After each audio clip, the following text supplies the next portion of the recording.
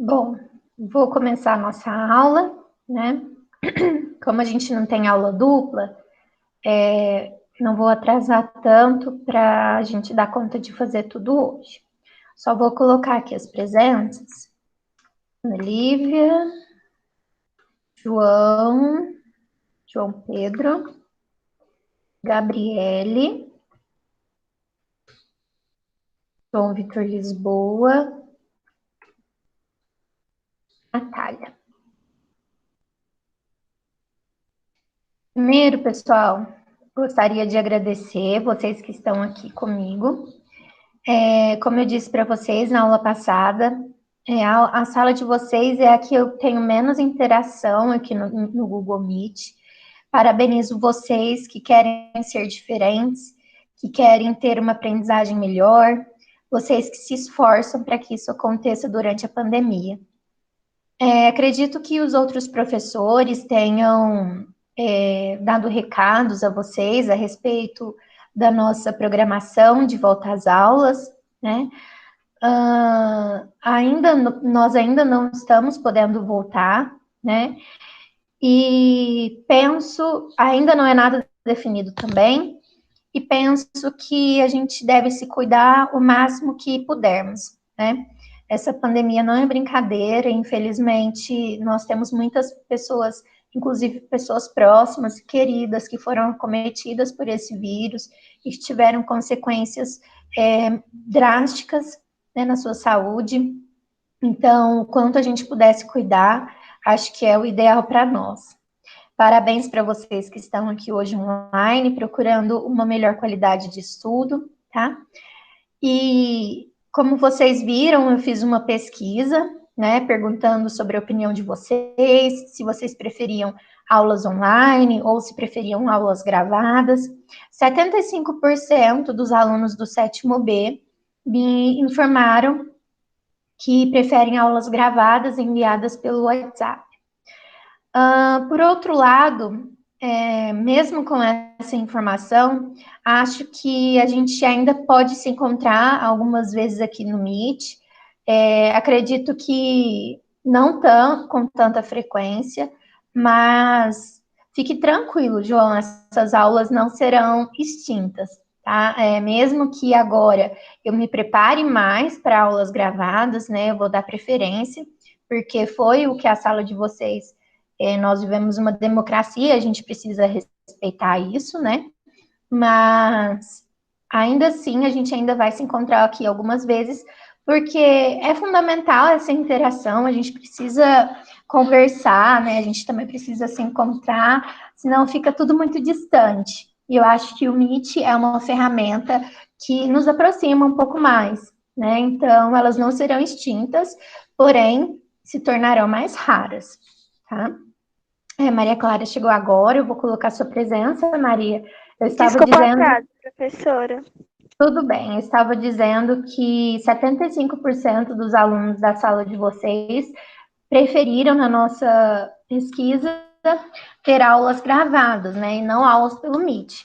Então, eu vou respeitar, né, como eu falava, nós vivemos uma democracia, eu vou respeitar a vontade do sétimo B, porém, eu não posso excluir totalmente essas aulas aqui do Meet, porque elas são importantes para a nossa aproximação, para a nossa interação, né? Acho que faz parte essa experiência. E lembrando que quem participa aqui das nossas aulas online tem nota bônus, o que ajuda e muito na hora de fechar as notas, né? Então, esse esforço de vocês também não é em vão, e é por isso que eu coloco a presença aqui. Bom, espero que vocês estejam bem, né? Estou aqui com muitas saudades, como eu falava sobre o retorno, né? Nós ainda não temos previsão, mas apesar dessa saudade, a gente ainda precisa se cuidar. Né? Vontade de conversar com outro ser humano sem ser da minha família. Idem. Aqui é muito diferente, né, da escola. Muito diferente. É o mesmo assunto, não tem mais nada para comentar. Mas vamos ter mais um pouquinho de paciência. Pelo nosso bem, pelo bem daqueles que a gente ama. Continuando, né, dando andamento aí à nossa programação, nas primeiras aulas desse bimestre, estudamos os indicadores de saúde, né, estudamos o que é saúde e também estudamos os vírus, as bactérias e essas doenças que podem ser causadas por micro-organismos. Pedi que vocês fizessem uma pesquisa sobre a vacinação do sarampo, né? Qual pesquisa que vocês entregaram no Classroom na semana anterior. E agora nós vamos falar um pouquinho mais sobre a vacinação e finalizar, então, esse conhecimento que já começou a ser construído com a pesquisa individual que vocês fizeram. Bom, a vacinação, pessoal, né, ela tem uma história por trás disso, né? Guilherme está chegando, eu acho. Isso, Guilherme É porque Bachur. também a gente acabou de sair de outra aula. Tudo bem. Guilherme Bachur, presente. Tá. Bom, então, vamos contar um pouquinho e aprender um pouquinho sobre a descoberta da vacina, né? Como que o ser humano descobriu esse mecanismo e descobriu essa experiência, né, que foi a vacina, e que trouxe tantos avanços na saúde e também para a população. Porque, graças à vacinação, foi possível ter aí um aumento, né, na nossa expectativa de vida. Propiciou que o ser humano tivesse melhores condições de saúde durante a sua vida e também que pudesse viver por mais tempo, né? Lá na Idade Média, um ser humano morria apenas de uma virose, né? Então, muitas vezes, uma virose acometia o organismo do ser humano.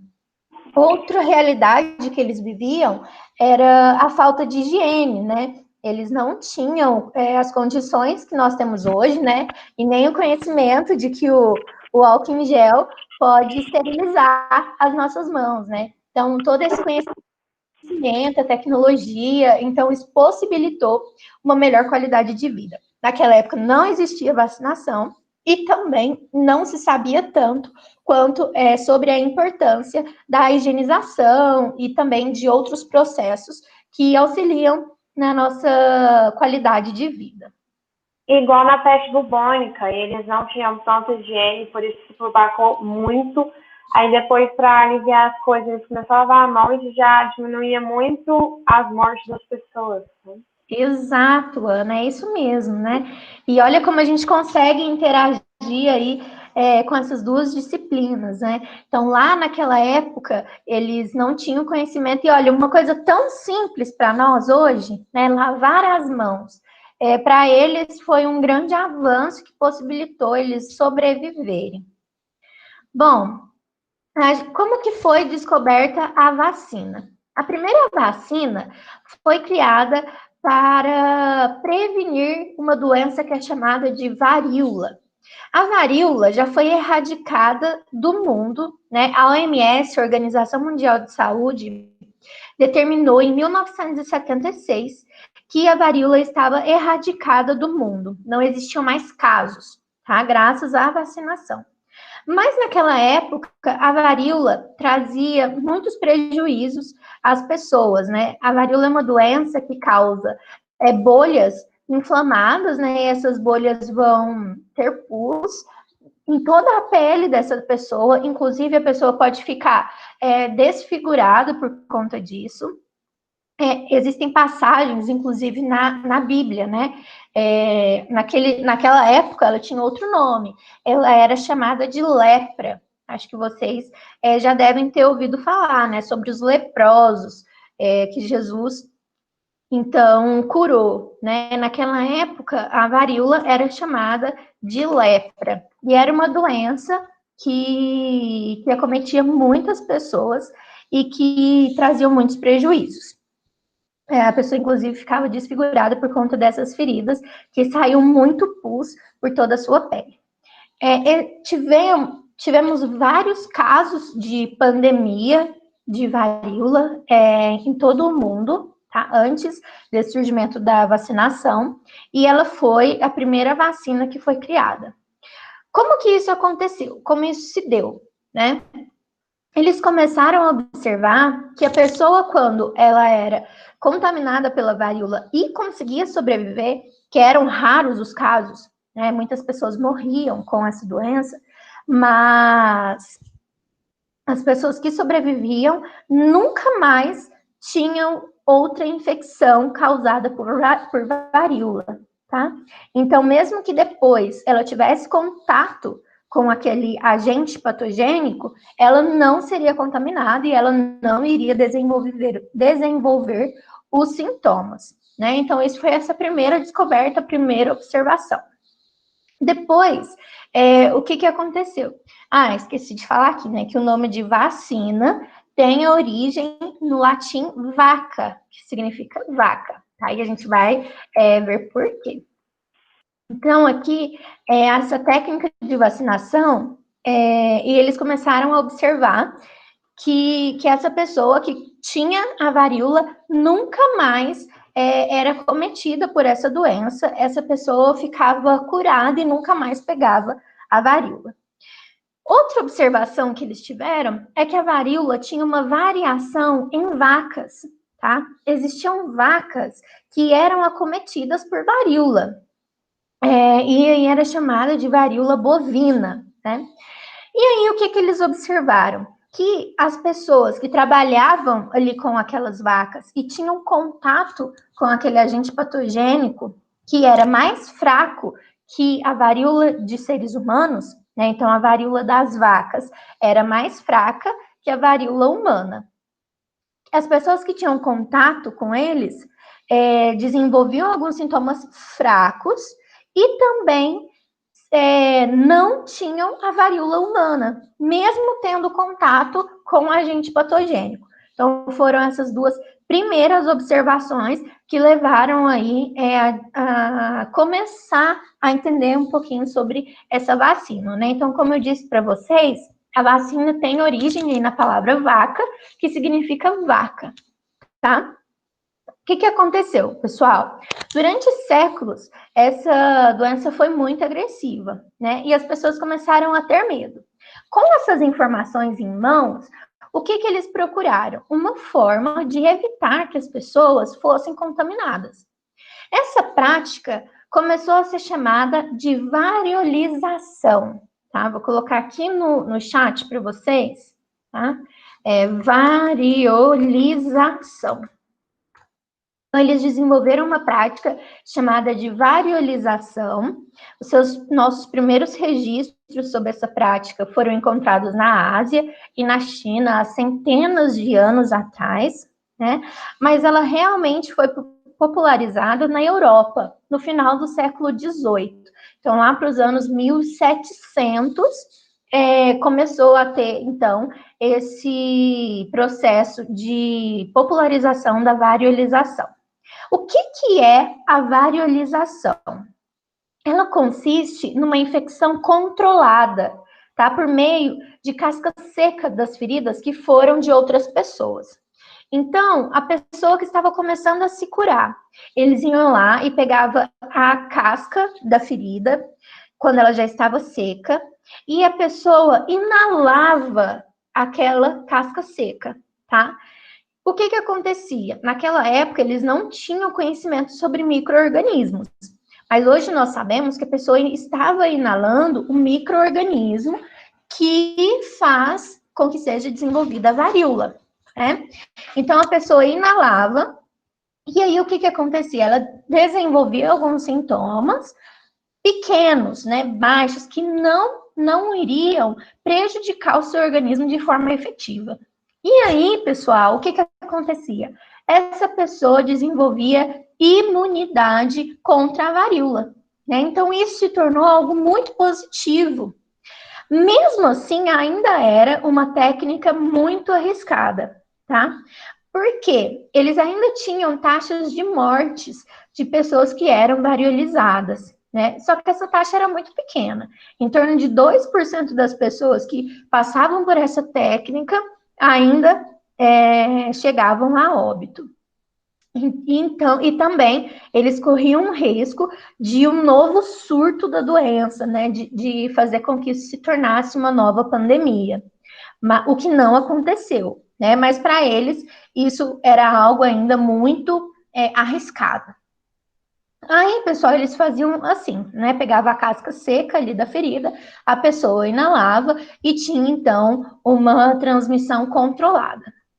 Isso lá no século XVIII, né?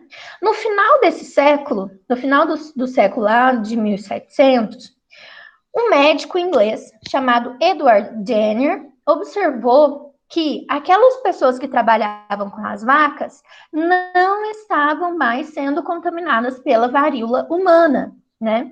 Então, aquelas pessoas que iam ordenhar as vacas ficavam também imunes. Isso aconteceu em 1796.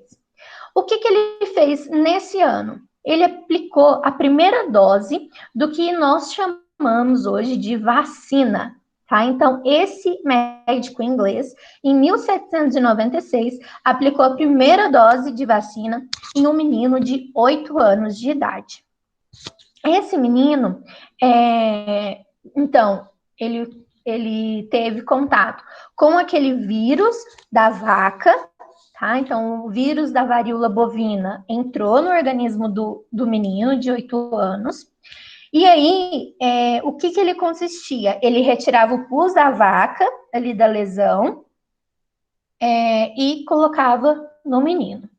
E depois de algumas semanas, o garoto foi exposto a uma varíola humana, normal, mas não contraiu a doença. Então, ele teve ainda esse resultado positivo. Posteriormente, ele testou em mais outras 23 pessoas e teve o mesmo resultado positivo. Essas 23 pessoas que tiveram contato com a varíola bovina não contraiu a varíola humana, tá? E aí esse método foi oficialmente adotado como prevenção de varíola na Inglaterra. E depois, posteriormente, lá no século XIX, diversos países europeus tornaram obrigatória a vacina contra a varíola, né? E aí essa técnica foi cada vez mais disseminada. Ainda assim, ainda estava muito restrito aí esse processo de vacinação, né? A técnica de vacinação contra outras doenças só começou a ser testada cerca de 100 anos depois. Então, demorou um pouquinho para esse processo dar um pouco mais de andamento. Como vocês estão vendo aí nesse slide que eu estou apresentando para vocês, o cara que testou para outras doenças esse processo de vacinação se chama Louis Pasteur. Ele é um francês e ele é um cara mega importante no estudo dos micro-organismos, tá? Porque lá em 1700, eles não sabiam que o que eles estavam fazendo era transmitir micro-organismos para aquele ser humano. Mas Pasteur já tinha essa noção, tá? Inclusive, vocês já devem ter ouvido falar, né, de alimentos pasteurizados, leite pasteurizado, suco pasteurizado, e esse termo vem de Louis Pasteur, que foi esse francês que estudava os micro-organismos, tá? Ele criou uma técnica chamada de pasteurização para controle desses micro-organismos e também para que os alimentos durassem por mais tempo. Tá? Então, esse cara já sabia, já tinha uma noção sobre os micro-organismos. E aí ele começou a estudar um pouco mais em relação à vacina. Esse cara foi super importante para a microbiologia. Ele desenvolveu muitas coisas, inclusive algumas vacinas, tá?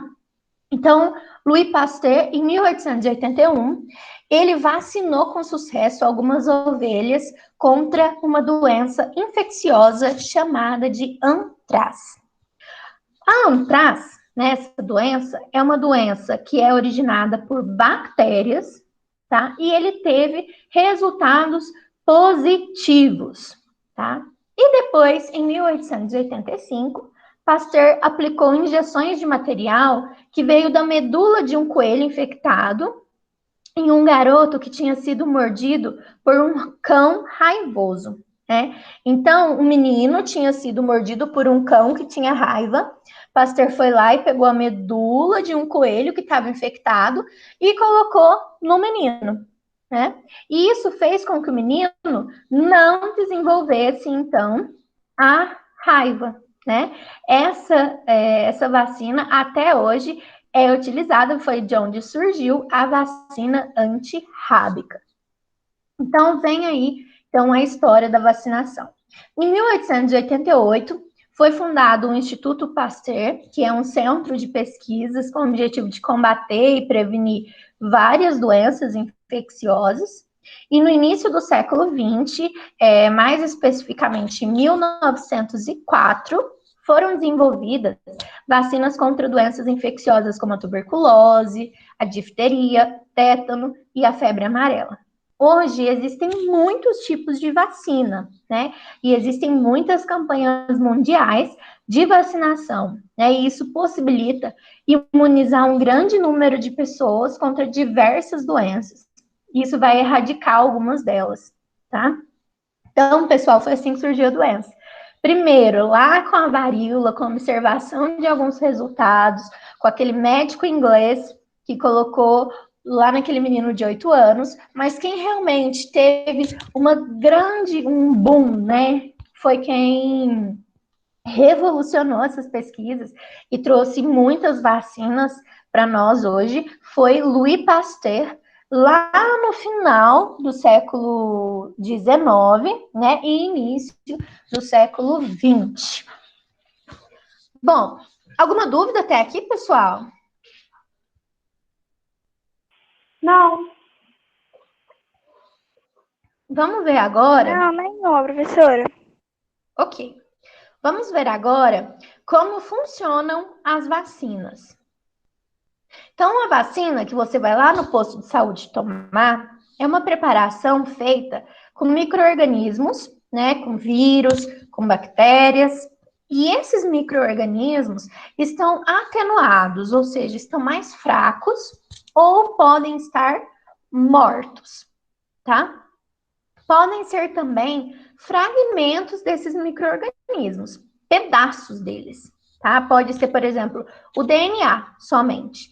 O DNA de um vírus, o RNA de um vírus que vai estar presente lá naquela misturinha que é injetada no seu organismo, tá? Esses micro-organismos passaram por um processo de enfraquecimento em um laboratório para que não causem doenças, esses que estão atenuados, que estão mais fracos, tá? Porque tem doenças, como por exemplo, a febre amarela é uma vacina que utiliza o vírus atenuado, né? Ele está mais fraco, ele passa por um procedimento de laboratório que faz com que ele esteja mais fraco, não causando a doença efetivamente no organismo do indivíduo. Qualquer partícula estranha que entre em contato com o organismo, tá? Pode ser o vivo, atenuado ou morto, ou um fragmento, uma toxina, como o veneno da cobra, por exemplo. Essas partículas estranhas são chamadas de antígeno, tá bom? Então, lá na vacina, aquela parte do organismo ou a toxina daquele organismo, o pedaço dele ou o vírus atenuado, enfim, qualquer objeto estranho ao nosso organismo é chamado de antígeno. O objetivo da vacina é estimular o nosso sistema imunológico a produzir anticorpos específicos contra o antígeno com o qual ela foi produzida, tá? Então, o objetivo da vacina é induzir o seu sistema imunológico a produzir anticorpo. Então, por exemplo, se o antígeno é para a febre amarela, o objetivo dela é fazer com que o seu organismo produza anticorpos contra esse micro-organismo, tá? E aí, pessoal, o que que acontece? Como que isso funciona? Né? Esse nosso sistema de defesa é chamado de sistema imunitário ou sistema imunológico. E ele é o responsável pela defesa do nosso organismo, tá? Pela neutralização e também é responsável pela destruição dos agentes invasores do nosso organismo, tá? Então, o sistema imunológico vai neutralizar e destruir os antígenos que entram na nossa corrente sanguínea. A presença desses antígenos vai induzir os nossos linfócitos, que são células especializadas do nosso sistema imunológico, e vai induzir os linfócitos a produzir anticorpos, tá? Esses anticorpos são proteínas que são específicas para cada antígeno. Então, por exemplo, você tomou uma vacina para febre amarela. Essa vacina só vai produzir anticorpos para a febre amarela e só vai funcionar contra essa doença. Se você entrar em contato com qualquer outro vírus, esses anticorpos não serão efetivos, tá? Esse anticorpo é específico para cada doença. Então, por exemplo, você pegou catapora, né, que vem de um vírus. Então, o anticorpo da catapora não vai funcionar para febre amarela, não vai funcionar para varíola. Esses anticorpos são altamente específicos. E é por isso que a gente precisa tomar uma vacina para cada doença. Porque cada uma que é induzido vai ser específico para aquela doença em especial. As vacinas vão, então, desencadear uma resposta imunológica e vai estimular a produção desses anticorpos. Se o indivíduo vacinado entrar em contato com o micro-organismo, o corpo já vai reagir rapidamente, produzindo os anticorpos. Por quê? Nós temos lá no nosso sistema imunológico algo chamado de memória imunológica, tá? Então, o nosso sistema imunológico tem uma memória, tá? Como se fosse a memória do nosso computador. Ela vai guardar as informações de como produzir anticorpos para aquela determinada doença. Então, na primeira vez que você entra em contato, isso pode demorar um pouco mais, né? E é quando você toma vacina. Só que isso não vai ser tão prejudicial, por quê? Porque o micro-organismo está atenuado, o micro-organismo está morto, então isso não vai prejudicar o seu organismo, mas vai induzir o seu sistema imunológico a produzir os anticorpos. Só que essa resposta é uma resposta lenta, porque é a primeira vez que você conhece aquele vírus. Se posteriormente, durante a sua vida, você entrar em contato com aquele micro-organismo naturalmente, o que que acontece? O seu sistema imunológico já tem uma memória. Ele já sabe como produzir aquele anticorpos, porque você foi vacinado e induziu, né, a produção de anticorpos. Agora, essa resposta é rápida. Então, aquilo que demorou lá na primeira vez, não vai demorar na segunda, porque a memória vai ser ativada e ele vai produzir os anticorpos mais rapidamente. E aí você não vai ter a doença, não vai ter tempo daquele micro-organismo se instalar no seu corpo, tá? É claro que as vacinas podem não dar resultados. Cerca de 5% das pessoas que são vacinadas não funciona a vacina. Né? Apenas não, né? Cerca de 95% das pessoas que são vacinadas há um resultado efetivo e positivo nessa pessoa. Mas existem exceções para essa regra, tá bom? Mas aí, professora, ela vai ser, se 5%, ela pode tomar a vacina de novo? Pode, se ela souber, mas geralmente isso não é descoberto, ela só vai descobrir quando ela já está doente, né? Que a vacina não funcionou. Entendi. Ô, professora,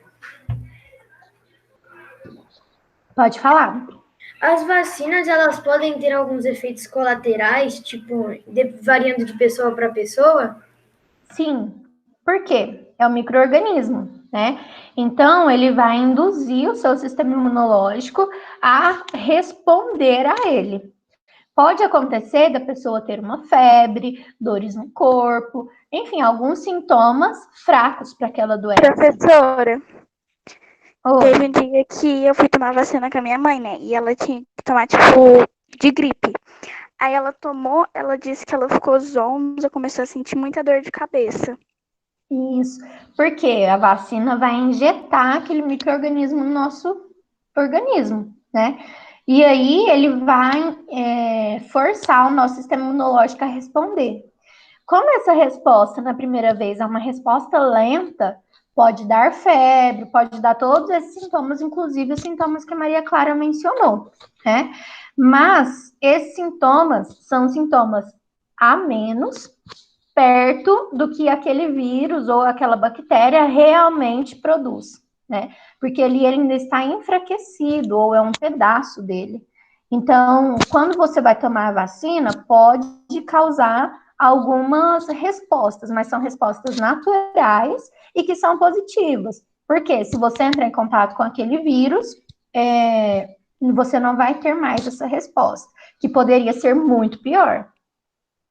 Certo? Professora, eu acho que a vacina contra o câncer de mama, eu acho que as meninas têm que tomar, tipo, algumas tomam na escola. HPV, né? Que é o câncer de colo de útero.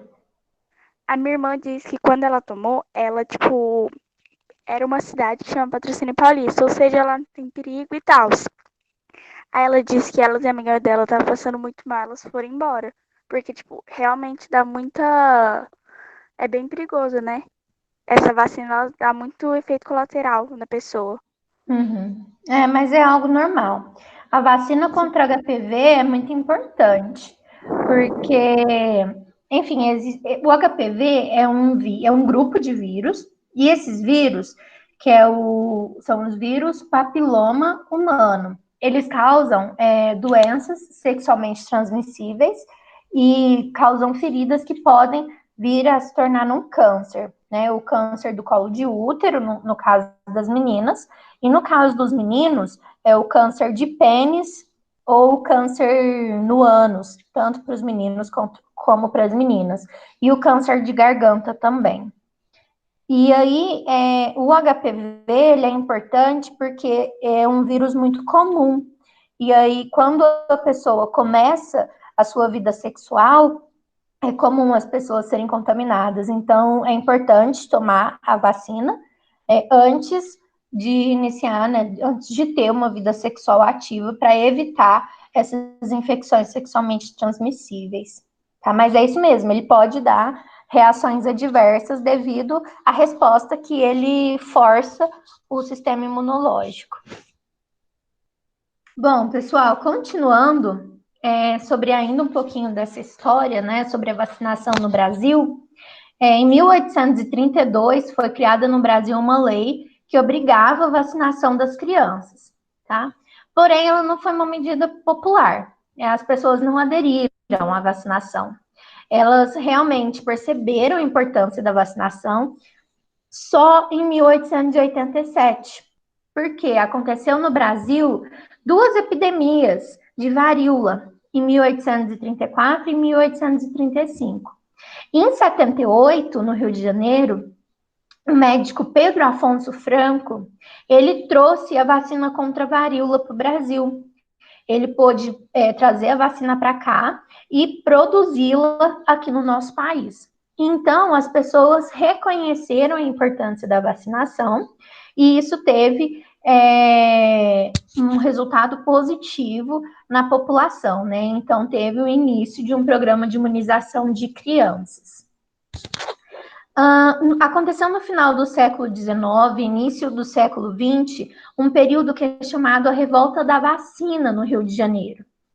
O governo forçou as pessoas a se vacinarem, né? E aí as pessoas responderam de uma forma negativa, porque o governo foi muito agressivo na sua campanha, inclusive começou a desapropriar as propriedades das pessoas.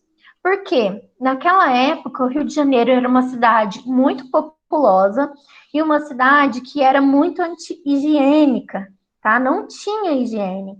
E aí o governo, pensando na população, inclusive, começou a desapropriar algumas propriedades e também começou a trazer campanhas para matar ratos, baratas e outros animais que podem ser veículos de transporte de doenças.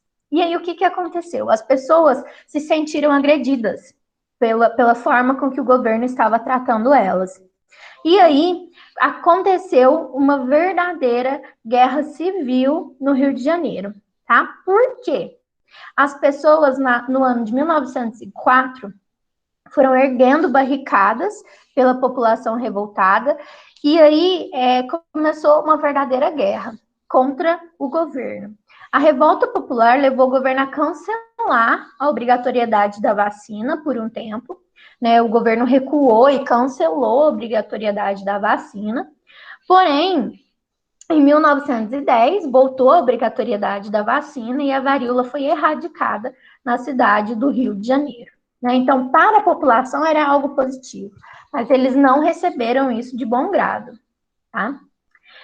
Hoje, no Brasil, nós temos um Programa Nacional de Imunização que foi criado em 1973, que define o calendário vacinal, tá? Além de controlar esse calendário, o PNI também é responsável por estimular campanhas a favor da vacinação no nosso país, tá? Então, aqui a gente tem o calendário de vacinação das crianças. Então, ao nascer, aos 12, 3 e 4 meses, a criança passa por uma série de vacinações, né? Então, nesse primeiro período, as crianças vão passando, né? Eu lembro quando a minha bebê tinha essa idade, foi um período muito difícil, porque a Heloísa, ela teve muitas reações contra as vacinas. Então, sempre na semana de tomar vacina, era uma tristeza. Ela chorava a semana inteira, tinha febrinha. Tadinha. Algumas eram mais fortes.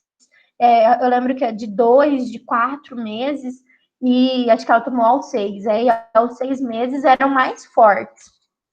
Mas todo mês era, assim, bem cansativo para ela, né? Então, aos 4 meses, começa-se, então, a tomar as segundas doses.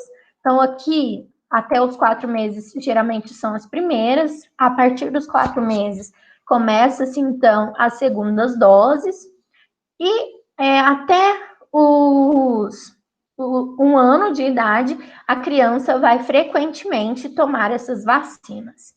Depois de um ano, com um ano e meio, com 15 meses, desculpa, ela vai tomar um reforço e depois ela só volta a tomar vacina novamente aos 4 anos, né? Então dá um tempinho, depois com 4 anos tem outros reforços aí de vacina. O HPV, que é essa que, inclusive, a Ana comentou aqui com a gente, né? O HPV, ela vai tomar aos 9 e aos 14 anos para as meninas. Tá? Ela é obrigatória hoje para as meninas aos 9 e aos 14 anos. E para os meninos? Os meninos tomam aos 11 e aos 14 anos, tá? Aí a gente toma depois com 10 e 19 anos, e aos 12 e 13 anos contra a meningite, tá? Hoje no Brasil, nós temos algumas campanhas que são mais reforçadas na população, que é as campanhas de vacinação contra varíola, sarampo, poliomielite e rubéola, tá? Essas doenças têm maior importância e o nosso governo enfatiza um pouco mais a vacinação dessas doenças. Eu vou colocar para vocês lá no Google Classroom um texto para que vocês leiam com um pouco de mais calma e complemente o que foi explicado aqui na nossa aula. Vou postar também a nova atividade de vocês. Gostaria de saber se ficou alguma dúvida, pessoal.